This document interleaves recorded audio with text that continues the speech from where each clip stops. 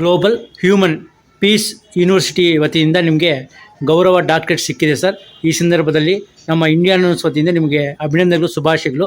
ಈ ಸಂದರ್ಭದಲ್ಲಿ ನಿಮ್ಮ ಮನದಾಳ ಮಾತೇನು ಸರ್?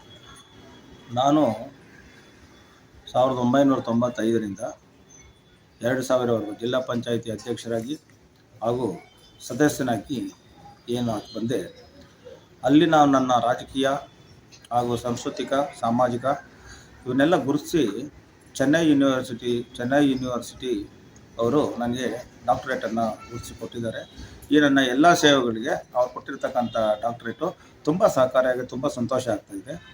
ಸೊ ಇದರಿಂದ ನಾನು ಅವ್ರಿಗೆಲ್ಲರಿಗೂ ತುಂಬ ಹೃದಯದ ಅಭಿನಂದನೆಗಳನ್ನು ಅರ್ಪಿಸ್ತೀನಿ.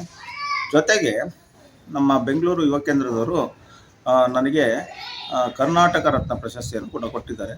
ಸಂಬಂಧಪಟ್ಟ ಅವರೆಲ್ಲರಿಗೂ ಕೂಡ ನಾನು ಧನ್ಯವಾದಗಳನ್ನು ಅರ್ಪಿಸ್ತೀನಿ. ಹಾಗೂ ನಾಡಿನ ಜನತೆಗೆ ಮಕರ ಸಂಕ್ರಾಂತಿ ಹಬ್ಬದ ಶುಭಾಶಯಗಳನ್ನು ಕೂಡ ಅರ್ಪಿಸ್ತಾ ಇದ್ದೀನಿ. ನಿಮ್ಮ ಹೆಸರು? ನನ್ನ ಹೆಸರು ಬಂದು ಪಿ ವೆಂಕಟೇಶ್ ಬಾಗ್ಲೂರು ಅಂತ, ಜಿಲ್ಲಾ ಪಂಚಾಯಿತಿ ಮಾಜಿ ಅಧ್ಯಕ್ಷರು, ಬೆಂಗಳೂರು ನಗರ ಜಿಲ್ಲೆ.